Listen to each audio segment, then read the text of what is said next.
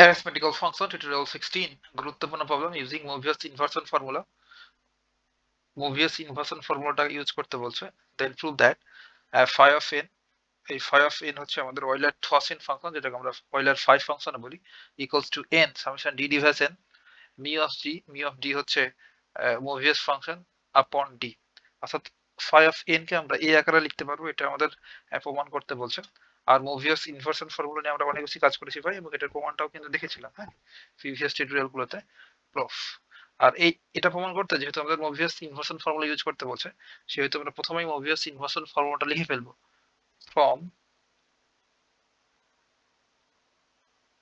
from the Mobius inversion formula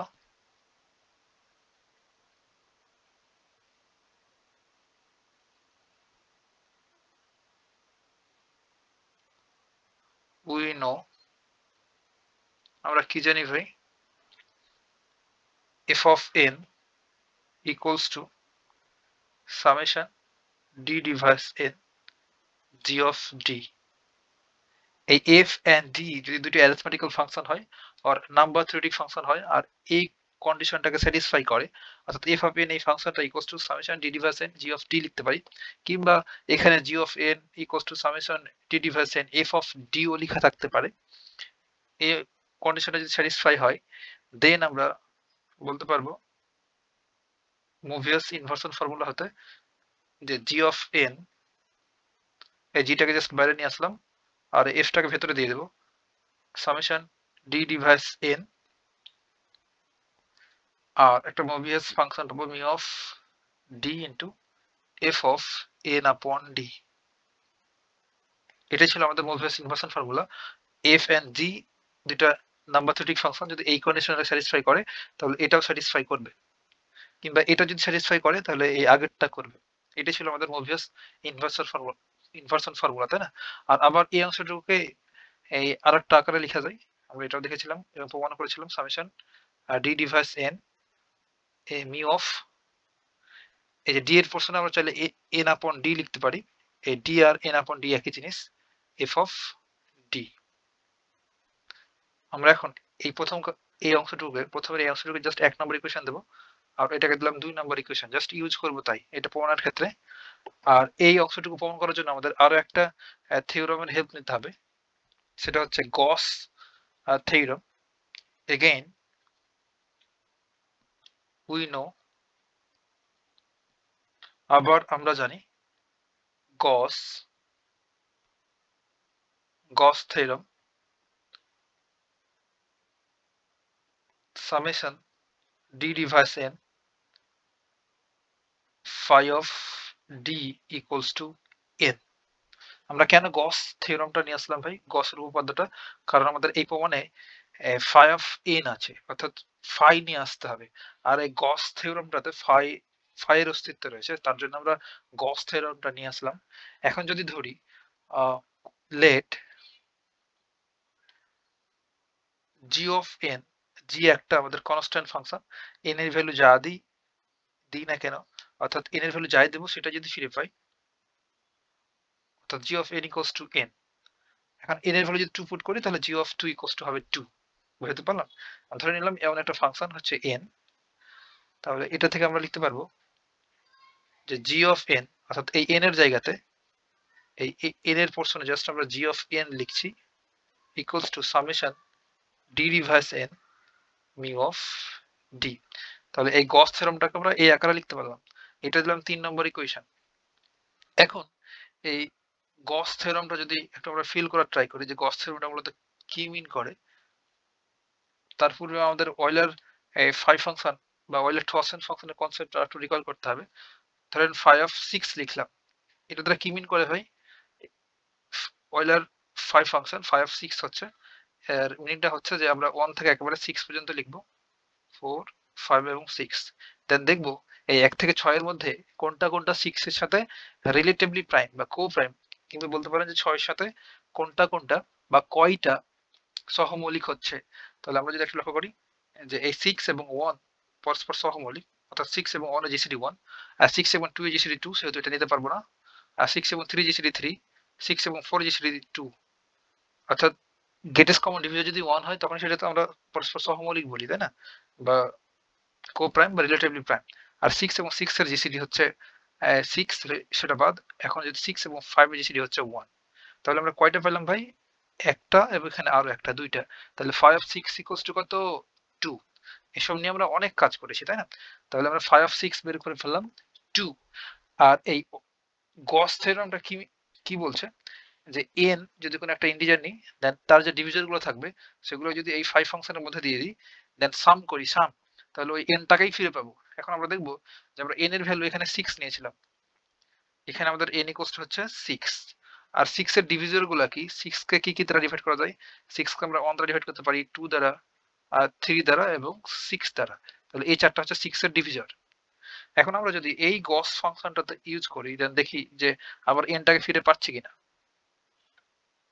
তাহলে আমরা এখানে গস থিওরেমটা লিখে ফেলবো, যে সামেশন ডি রিভার্স n বলতে আমরা 6 নিয়েছি, আর এখানে কি হবে? 5 অফ ডি। এখন 6 এর জন্য ডি এর ভ্যালুগুলো কি হবে?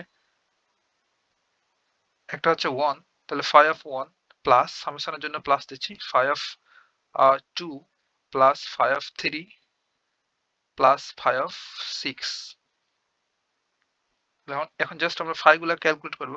তাহলে 5 অফ 1 এর ভ্যালু হচ্ছে 1, প্লাস, কারণ 1 এর সাথে রিলেটিভলি প্রাইম, তাহলে একটা হচ্ছে, তাহলে 5 অফ 2, তাহলে 5 অফ 2 এর ভ্যালুটা কত হবে? 1, কারণ 2 1 এর সাথে রিলেটিভলি প্রাইম, প্লাস 5 অফ 3, তাহলে আমরা 3 পর্যন্ত লিখবো, 1 2 3, 1 2 3 এর ভিতরে 1 এবং 2 3 এর সাথে রিলেটিভলি প্রাইম বা কো প্রাইম, সেহেতু আমরা এই 5 3 ভ্যালু পাচ্ছি 2, আর 5 6 এর ভ্যালুতে বেরি করলাম 2। সবগুলো একসাথে যদি সাম করি তাহলে পাচ্ছি 6। দেখেন আমাদের ওই n টাকেই ফিরে পেলাম। সেই কথাটা এখানে মূলত লেখা আছে, যে summation D device n 5 of D equals to হবে n। দেন আমরা একটা ফাংশন চুজ করলাম, কনস্ট্যান্ট ফাংশন, n এর ভ্যালু যা দেবো সেটাই ফিরে পাবো। দেন আমরা n K G of n আকারে লিখলাম, দেন জাস্ট এই গস থিওরেমটাকে সুন্দর একটা ফরম্যাট দিলাম, দেন বললো 3 নাম্বার ইকুয়েশন। এখন এই 1 2 এবং 3 নাম্বার ইউজ করলে কিন্তু আমাদের এই কাঙ্ক্ষিত ফর্মুলা চলে আসবে। কিভাবে? দেখেন ভাই, আমাদের এখানে f of n equals to summation d divided by g of g ছিল, অর্থাৎ f and g এই নাম্বার থিওরেটিক ফাংশন দুটো এই কন্ডিশনটা স্যাটিসফাই করছিল। দেন আমরা মোবিয়াস ইনভার্সন ফর্মুলা থেকে লিখতে পারছি এটা। তাহলে কি হচ্ছে, আমাদের ভেতরে ছিল জি ফাংশনটা, এই জি ফাংশনটাকে বাইরে নিয়ে চলে আসছে এখানে, জি অফ n লিখছি equals to summation d divided by n থাকলো। দেন আমরা এখানে এই মোবিয়াস ইনভার্সন ফর্মুলার যে ডেফিনিশন সেখান থেকে যে মিউ অফ ডি টা নিয়ে আসি, আর এই যে এফটা ভেতরে দিয়ে দিই, দেন এন আপন ডি থাকে ভেতরে।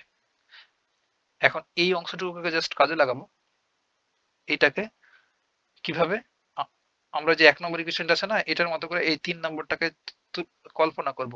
তাহলে এই 3 নম্বরের ইকুয়েশনটাকে আমরা এই 2 এর মধ্যে করে সাজাবো। তাহলে কি লিখতে পারবো? নেক্সট পেজটাতে লিখি। তাহলে এখন আমরা বলে দেব যে বাই 1 নম্বর ইকুয়েশন, 2 নম্বর এন্ড 3, 1 2 এবং 3 দ্বারা আমরা কি লিখতে পারবো? এরপরে যে কি হবে, আমাদের এটার ভেতরে কি আছে ভাই? 5 ফাংশনটা রয়েছে, তাহলে 5 টা বাইরে চলে আসবে। এটার মতো করে যদি চিন্তা করি, এখানে ছিল জি টা বাইরে চলে আসছে জি অফ n আকারে, তাহলে এই 5 টা বাইরে চলে আসবে 5 অফ n আকারে ইকুয়ালস টু, তাহলে 5 of n equals to summation d reverse n, আর এই মিউ ফাংশনটা থাকবে। দেন আমাদের এই পাশটাতে ছিল জিটাকে ভেতরে দিয়ে দেবো, তাহলে জি